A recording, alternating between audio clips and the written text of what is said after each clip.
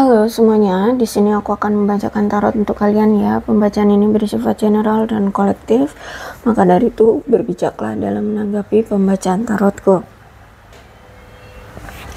Dan untuk tema kali ini, aku akan mengambil tema tentang bagaimana perasaan dia hari ini, tanggal 21 Juni 2024. Dianya siapa? Boleh kalian fokuskan pada seseorang dan sebutkan namanya di dalam hati. Aku akan mencoba menarik energi dari si dia. Bagaimana perasaan dia hari ini terhadap kamu?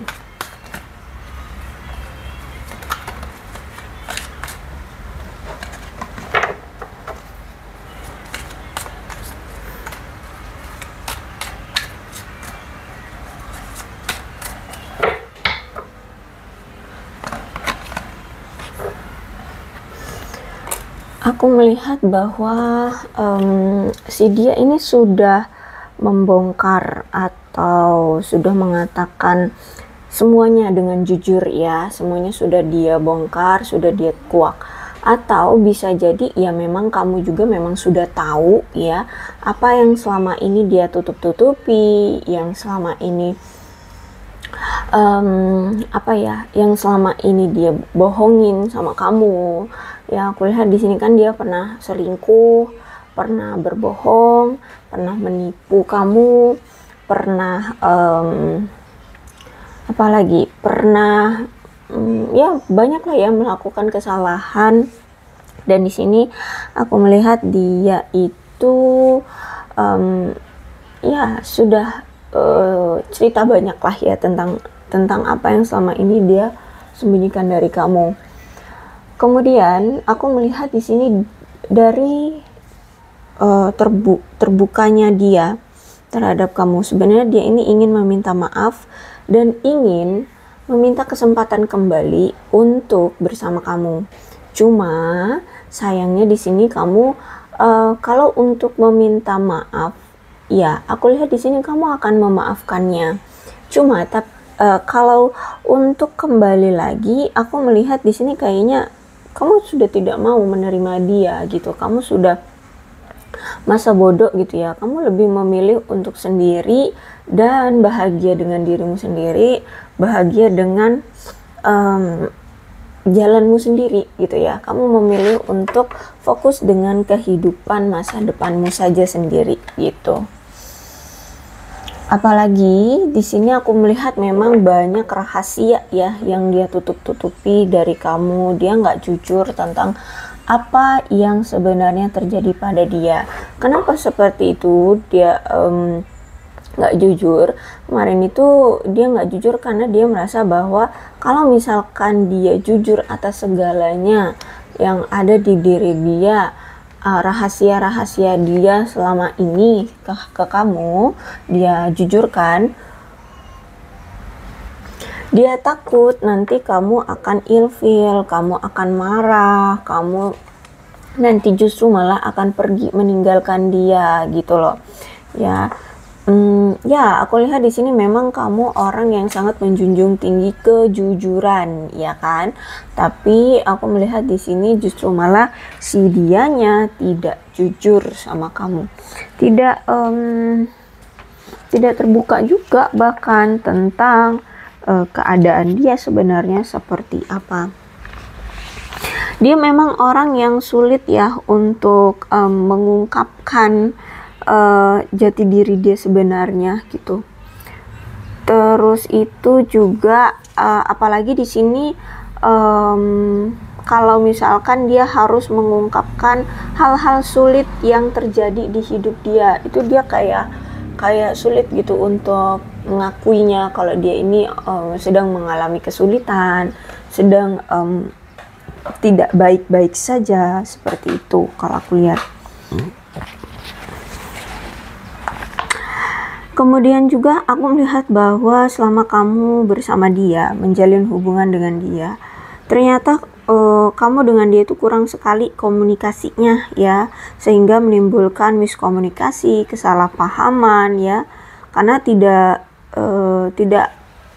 karena jarang sekali ada pembicaraan. Bahkan mungkin kalian pun kayak nggak tahu apa yang kalian suka satu sama lain, apa yang tidak kalian suka satu sama lain, gitu ya. Aku lihat di sini. Tapi sebenarnya ada the lovers, berarti memang kamu dengan dia itu sama-sama saling menyukai, sama-sama saling cinta, sama-sama merasakan bahwa kamu adalah soulmate-ku, ya, belahan jiwaku, dan dia pun merasakan kamu adalah belahan jiwaku, soulmate-ku, gitu. Jadi energi hubungan kalian pun mau sejauh apapun kalian berjarak, mau selama apapun kalian berpisah, energinya selalu tarik-menarik untuk didatangkan kembali atau kembali datang, gitu ya, kembali datang ke kalian satu sama lain, gitu. Jadi mungkin selama ini energi hubungan kamu dengan dia itu sering sekali on off ya, on off, datang dan pergi. Terus itu juga aku melihat di sini ada suatu ketertarikan yang kuat, tapi ini bukan hanya sebuah ketertarikan biasa. Ini lebih ke seperti gairah, ya, gairah yang kuat yang dia miliki terhadap kamu, dan kamu pun seperti itu, gitu.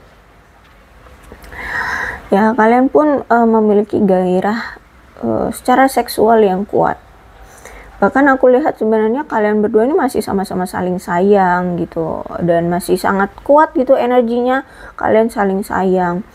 Terus itu juga hubungan kalian itu sebenarnya sangat mendalam. Iya, aku lihat di sini hubungan kalian itu sangat mendalam. Jadi tanpa kalian mengatakan sesuatu tentang kenapa kalian menarik diri, kenapa kalian tidak ada komunikasi, pasangan tuh udah ngerti gitu loh. Oh, dia lagi sibuk, oh dia lagi banyak kerjaan, oh dia lagi ingin sendiri, gitu. Jadi hubungan kalian tuh sebenarnya mendalam. Jadi tanpa kalian berbicara pun kalian udah saling memahami.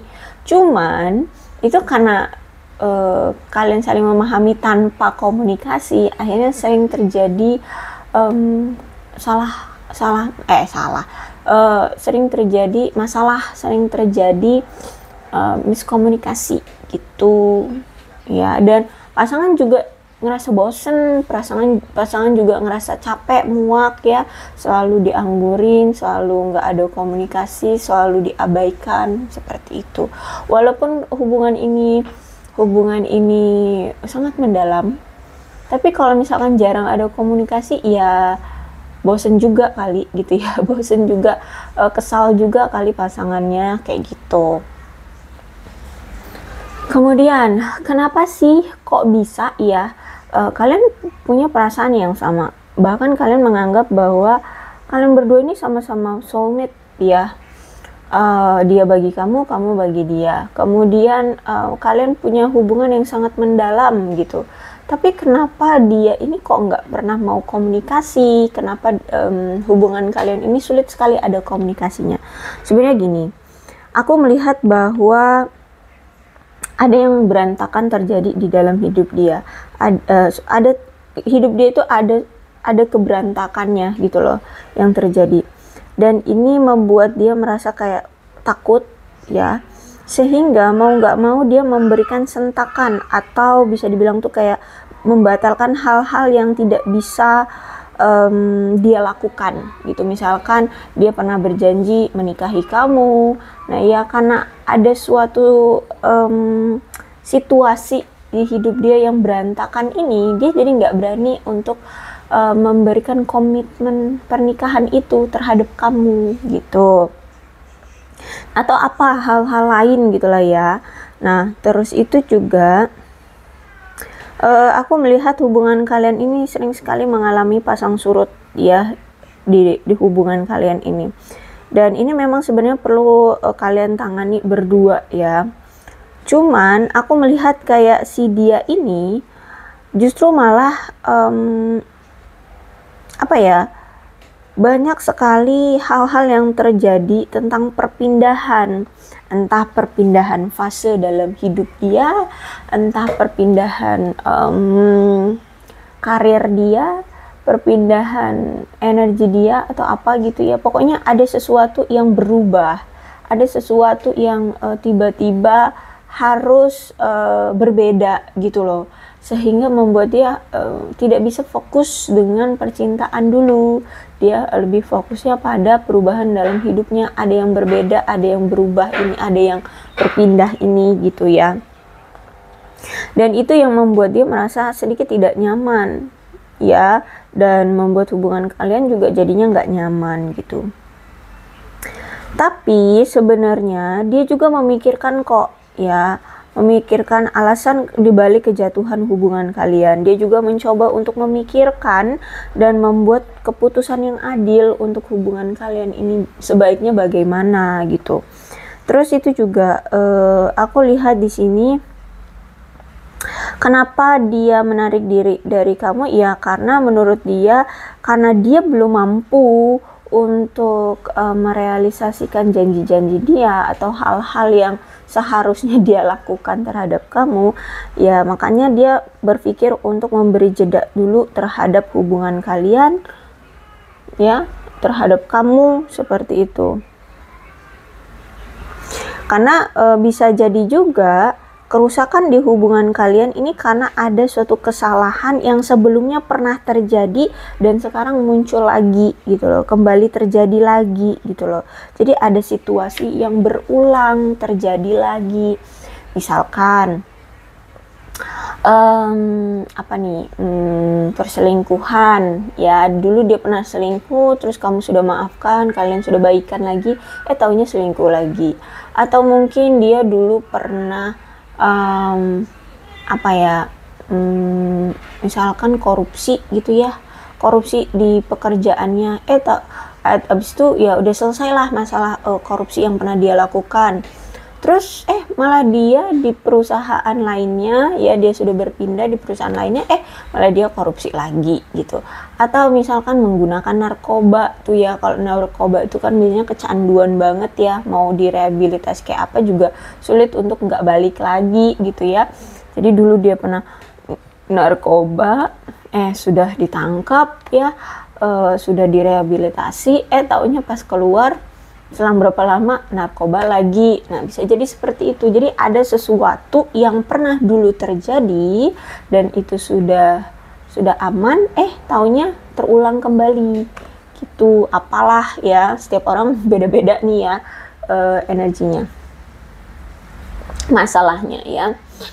Kemudian aku melihat bahwa kamu berdealing dengan seseorang yang memang serakah ya, serakah, materialistis, boros. Kaufitis itu ya sama lah ya, kaufitis itu. Terus juga dia ini punya keputusan keuangan yang buruk. Mungkin juga dia ini ada yang penjudi ya, terlalu eksploitatif dalam keuangannya. Dan juga aku lihat orangnya posesif juga sih sebenarnya ya. Kemudian aku melihat bahwa dia ini sebenarnya dulu itu punya keuangan yang baik. Sebenarnya dia ini dulu berasal dari keluarga yang mungkin mapan gitu ya, yang baik gitulah ya. Cuman karena dia mungkin serakah, boros, terus juga suka berinvestasi terlalu berlebihan ya, dan memaksakan diri secara berlebihan, serta tidak tidak terlalu fokus ya, atau tidak terlalu bisa mengontrol dalam pemakaian keuangannya gitu ya. Tidak terlalu terhubung dengan di mana uangnya dia letakkan gitu ya. Akhirnya dia harus mengorbankan segalanya. Ya, dia harus mengorbankan keuangannya karena dia mungkin misalkan investasi dia nggak tahu gitu loh, investasi itu pada perusahaan apakah perusahaan itu memang memiliki keuntungan per tahunnya itu lebih banyak daripada hutang seperti itu. Nah itu pun dia nggak tahu gitu. Atau misalkan dia berbisnis tapi sebenarnya dia nggak punya basic bisnis, dia nggak tahu bisnis itu seperti apa. Dia cuman kayak punya barang, punya produk, udah dia jual. Nah gitu kan, nggak gitu tekniknya ya. Nah akhirnya semuanya berantakan, mau nggak mau bangkrut ya, akhirnya mengorbankan segalanya. ya, untuk menutupi hutangnya, untuk menutupi apa namanya itu, kebangkrutan dari bisnisnya, seperti itu ya. Dan aku lihat di sini juga memang orangnya materialistis ya, menilai sesuatu itu dari uang, menilai segala sesuatu itu dari harganya, seperti itu. Kemudian aku melihat juga bahwa selama ini ternyata dia merasa belum mencapai suatu kepercayaan diri atau kesenangan dan konsistensi yang dia inginkan di dalam hubungan kalian. Dan aku lihat di sini memang hubungan kalian itu banyak sekali masalah yang mengakar dan sampai sekarang mungkin belum terselesaikan juga gitu ya. Terus juga aku lihat di hubungan ini ternyata mungkin sekali masih ada sikap dari salah satu di antara kalian yang terlalu cemburuan, egois, manipulasi, terus juga punya perilaku yang mendominasi pasangan gitu ya. Dan aku lihat di sini memang kamu berdealing dengan seorang pria tua ya, mungkin lebih tua dari kamu, oke? Intinya kamu dengan dia bukan orang yang sepantaran. Terus itu juga aku melihat di sini sebenarnya dia ini belum seimbang orangnya, juga orangnya nggak sabaran, ceroboh ya. Dan aku lihat juga orang yang tidak bisa dipercaya, nggak stabil juga orangnya, bahkan mungkin juga nggak pernah mendukung kamu selama ini. Terus juga mungkin dia sering tidak bersikap jujur ya, selalu curang sama kamu. Terus juga mungkin dia pernah menggunakan prostitusi ya, open BO gitulah ya.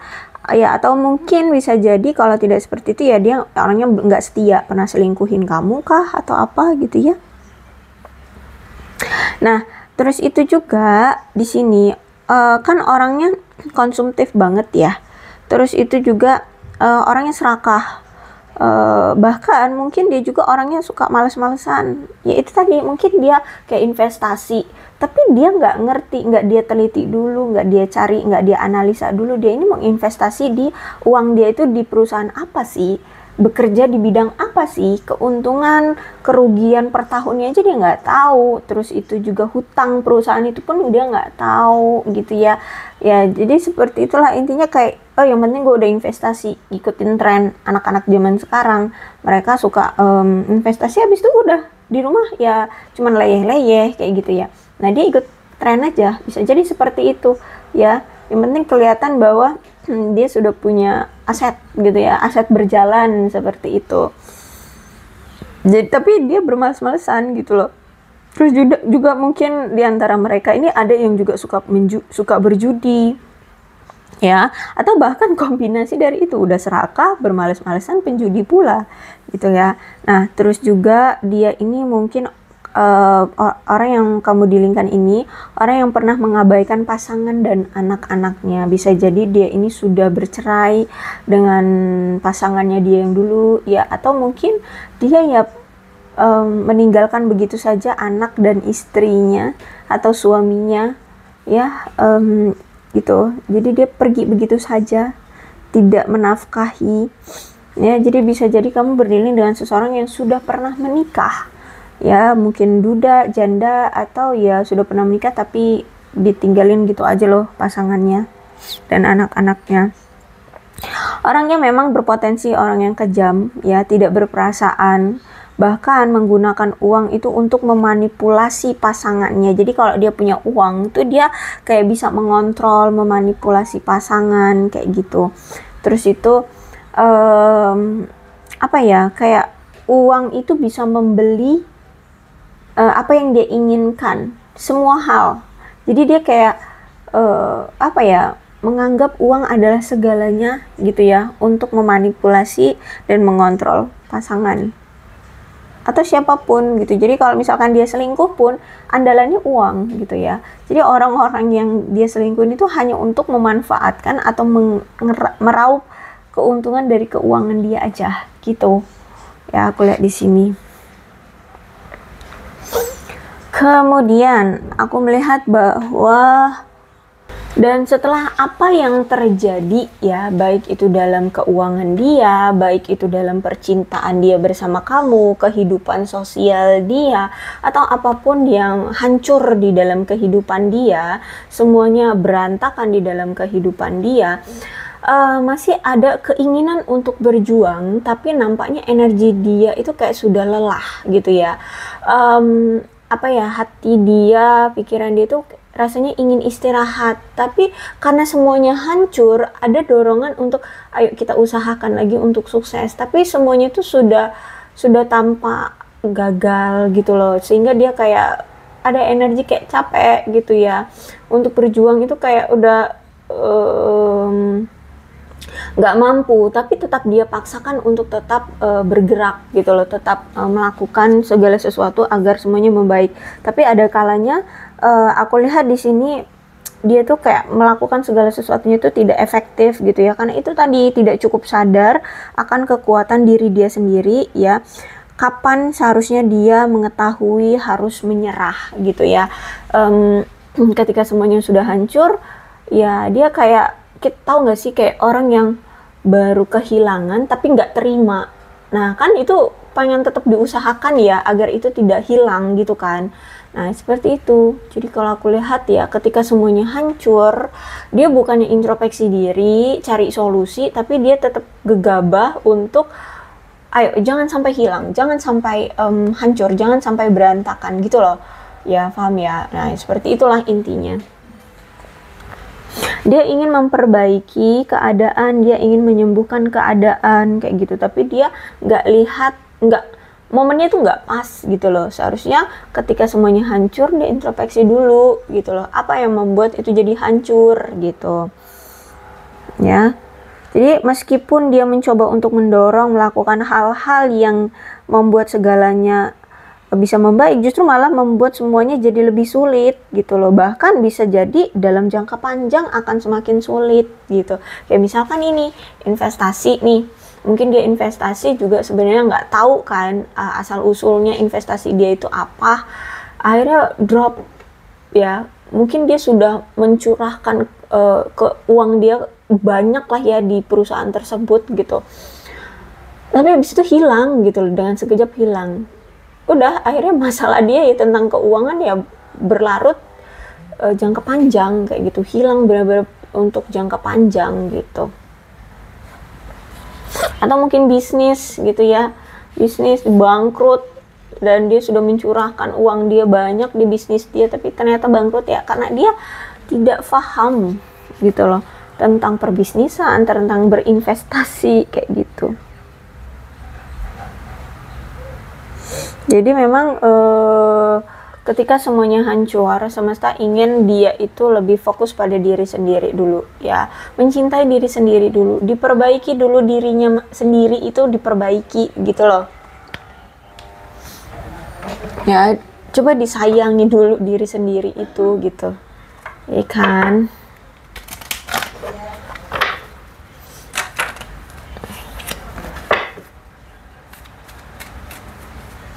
Bahkan dalam percintaannya juga bersama kamu pun begitu ya. Akhirnya kan kamu karena dianya punya sifat yang seperti ini ya, kamu kan menarik diri, akhirnya hubungan kamu dengan dia juga hancur gitu kan. Nah disitu ketika kamu sudah mulai menghindari dia, sudah mulai kamu sudah mulai pergi gitu ya, dia takut. Akhirnya di sini dia datang lagi untuk memperbaiki hubungan dengan kamu, seperti itu. Sebenarnya nih orang takut kehilangan, tapi sok-sokan kayak gitu ya. Oke, perasaan dia terhadap kamu deception, masih ada yang dia tutup-tutupi dari kamu, atau selama ini tuh dia nggak jujurnya sama kamu, banyak yang dia tutup-tutupi dengan kamu. Dan di sini juga aku lihat ada separation ya. Ya, dia merasa bahwa kita sudah berpisah, kita sudah tidak bersama seperti dulu lagi ya. Ada rasa kesedihan, ada rasa tidak rela melepas kamu, ada rasa kehilangan ya, aku lihat di sini. Cuman aku lihat di sini memang dia masih harus fokus dulu dengan keuangan dan karir dia, karena kalau aku lihat di sini kan keuangan dan karir dia itu diambang kehancuran banget. Jadi dia fokusnya ke situ dulu. Terus itu juga dia sedang mencoba untuk kayak move on dari kamu kah, atau move on dari masa lalunya kah gitu ya. Intinya di sini dia ingin move on dari ex mantannya ya, entah itu kamu atau masa lalunya. Tapi aku melihat di sini ada children. Bisa jadi memang dia ini sudah memiliki anak, atau dia ini punya sifat yang kekanak-kanakan. Ya, punya sifat yang kekanak-kanakan. Jadi walaupun dia udah punya anak, tapi sifatnya kekanak-kanakan gitu ya. Terus itu juga aku melihat bahwa kamu dengan dia memiliki past life relationship ya. Jadi bisa jadi ini adalah ya suamimu, ini adalah apa itu namanya ya pasanganmu gitu ya, dia adalah mantanmu. Aku lihat ini energi mantan ya.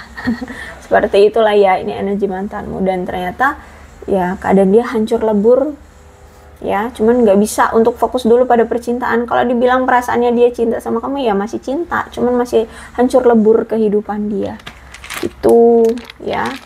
Oke, itu aja lah ya, cukup untuk pembacaannya. Dan untuk zodiaknya di sini ada Aquarius, Libra, dan Gemini, Leo, Aries, Sagittarius, Capricorn, Taurus, dan Virgo. Energi paling kuat di sini ada Gemini. Ini alfabetnya ya, bisa nama kamu, nama dia, inisial nama kamu, inisial nama dia, atau huruf-huruf ini ada hubungannya dengan kamu dan dia, ya apapun itu.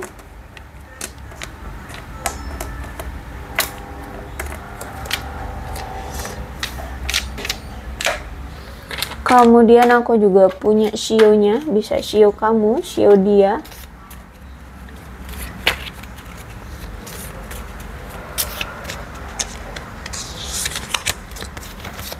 Ada shio naga,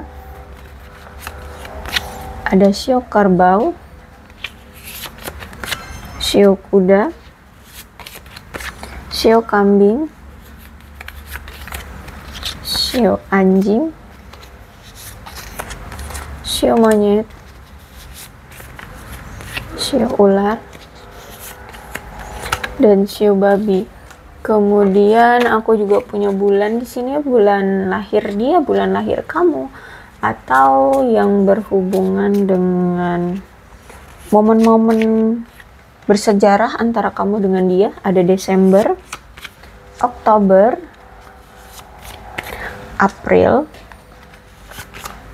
Januari, September, nggak kelihatan,